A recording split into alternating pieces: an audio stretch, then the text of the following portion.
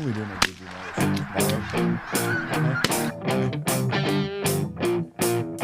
You can do what you made tomorrow. Be here anyway.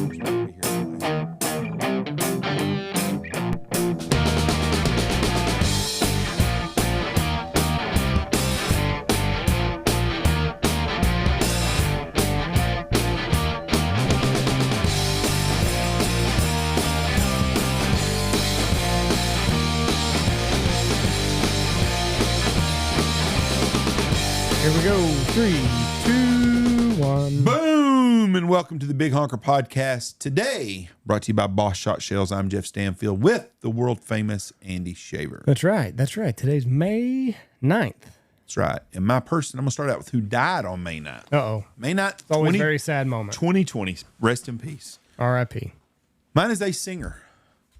One of the first... Singers ever? Well, no, there's been singers probably since caveman days. One of the first people to cross over from R&B to Billboard's top 100. He had a song called Tutti Frutti. Ooh, Tutti Frutti. I can sing it, but I don't know it. He had a song called Long Tall Sally. Nope. He was the first crossover black artist reaching audiences of all races. His music and concerts broke the color line. Ray Charles? Nope. Drawing black and white people together despite attempts to sustain segregation. Many of his contemporaries, including Elvis Presley, Buddy Holly, Billy Haley, Jerry Lee Lewis, the Everly Brothers, Gene Vincent, Pat Boone, and Eddie Cochran recorded covers of his work. A gentleman named Little Richard. Was born in Macon, Georgia, December 5th, 1932, the third of three children of Leva May and Charles Bud Penniman. His father was a church deacon and a brick mason who sold bootleg moonshine on the side and owned a nightclub called the Tip Inn Inn. His mother was a member of Macon's New Hope Baptist Church. Initially, his first name was supposed to have been Ricardo, but an heir switched it to Richard, and he became Little Richard. Oh, no. So Little Richard started singing at church and turned that into a musical career. He was on albums and done some music and really wasn't big. And then he also performed in drag during this time, performing under the name Princess Lavon. Oh, wow. Well, anyways, he was at a vaudeville act, and he was doing this song Tutti Frutti he made up, but had a lot of sexual connotations in it. So what they did was they pulled out. The guy saw him do it, and he said, "Hey, if you can change these lyrics a little bit, this could be a big hit." And so they come out in Little Richard, and Little Richard was released. That was his first big hit, and it crossed over into Europe. Anyways, he died. He had some money. He had times he would be really big, and then he would disappear for 5, 6, 7. He would go do gospel stuff, and then he would become a cross dresser again and do stuff. But Little Richard he would have been a big star today with the woke world that we lived in, but. He comes from a deep family with deep, Christianity, and then he was kind of a cross-dresser singer, and then he ended up dying of cancer. But anyways, that's Little Richard who died. Now, my person born today has one of my favorite songs of all time. He's a piano guy. Elton John. Nope. Billy Joel. Yep. Empire State of Mind. Good one. Great song. Was born on May 9th, 1949 as an American singer, songwriter, and pianist, nicknamed the Piano Man after signature 1973 song of the same name. His Greatest Hits Volume 1 and 2 is one of the best-selling albums in the United States. He was born in the Bronx in New York City and grew up in Hicksville on Long Island, where he began taking piano lessons at his mother's insistence.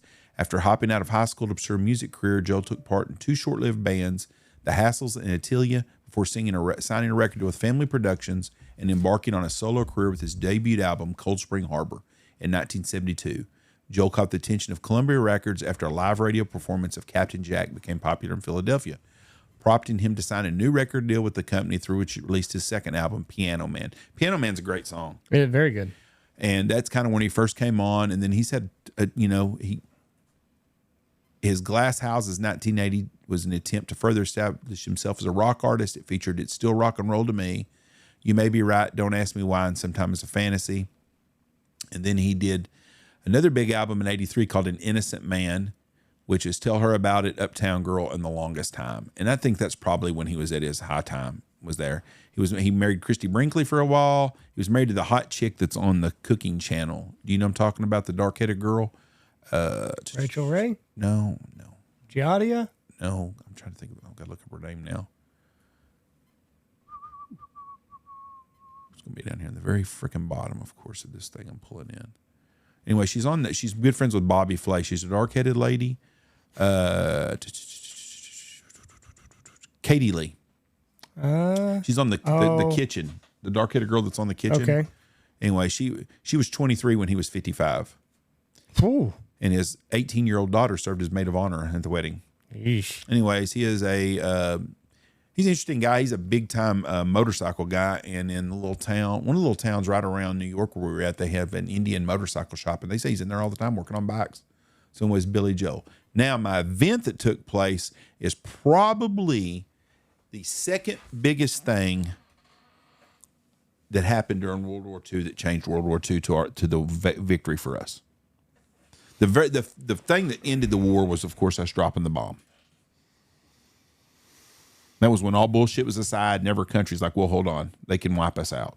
So that was it. But this saved more lives and sped up it ended the war 2 years earlier than it would have been if they wouldn't have come up with this. So it's an invention? Yep, something that happened. Something that happened? Yep. Or an invention? An invention. But they used it. Oh, boy. World War II is not mustard gas. That was World War One. Made a great movie about it. A great movie. Huh. Trying to think of. Was it? We had tanks before then. I don't know. We did have tanks before then. I don't know what invention was made during World War II that changed the landscape of the war. Big time changed the landscape. A guy named Alan Turing. The turret gun? Nope. We had that. Nope. The Enigma machine. Oh, where you could break codes? Yep, it was a code breaker. The Germans had this code deal, and this is pretty interesting. They bought a patent from the Polish in the early 1920s or 30s on this machine. Mm-hmm. And they bought this patent, the German government did, and they used it for this. It was called the Enigma machine. 158 trillion codes. Goodness. And what they did is they figured out that they could take these letters and they could not break it. They could not figure it out because if you pushed S, it might show up a P. Mm-hmm. And then you push S the next time and it might show up a Z or something. Uh-huh. It also, they could not figure out how to make it work. So they figured out they've got to figure out some of the names on it. So the Germans would send out these codes every day.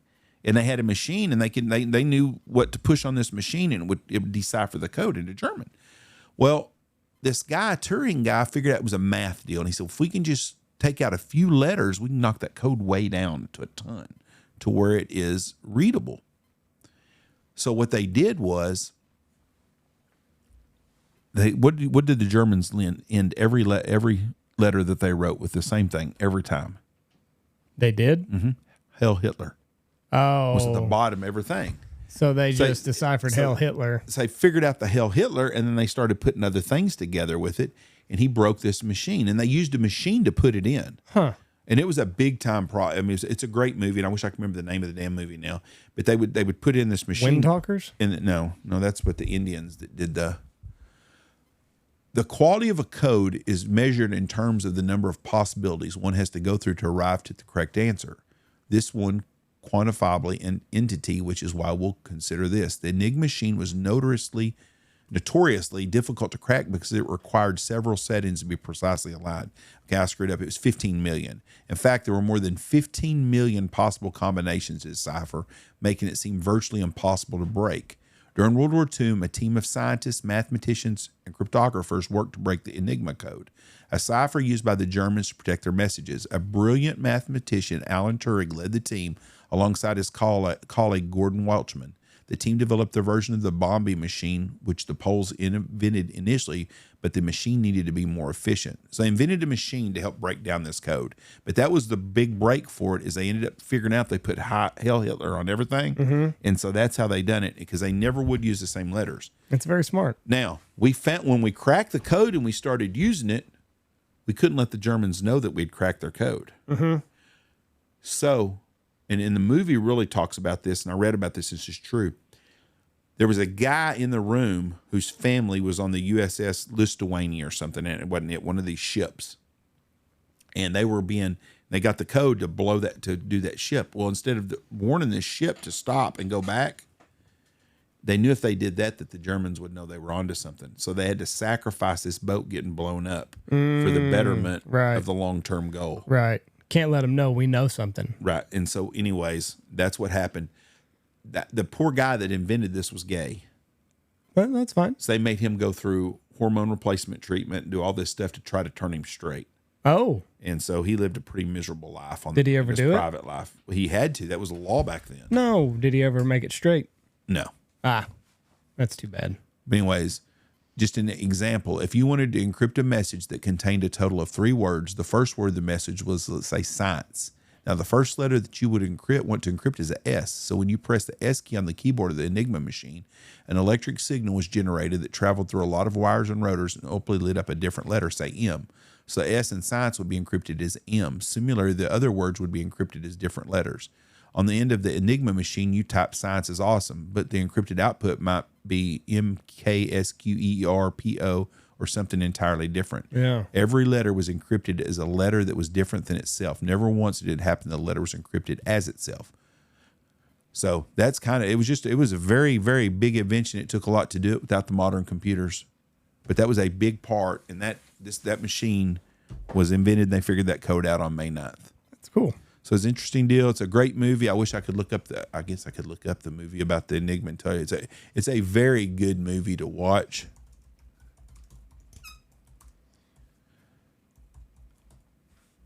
It's called The Imitation Game. Come out in 2014. Never heard of it. It's a great movie. A very, very good movie. The stars are Benedict Cumberbatch, Keira Knightley, and Matthew Good. Wow. So anyways, check it out. Never heard of it. It's a very good movie, The Imitation Game. I highly recommend it. It's a great deal on history. Some gay stuff in it, so I probably wouldn't watch it with my kids, but it's a good show. Anyways, thank you for listening to us. God bless y'all. Have a great day. Watch for deer. Let me give me something.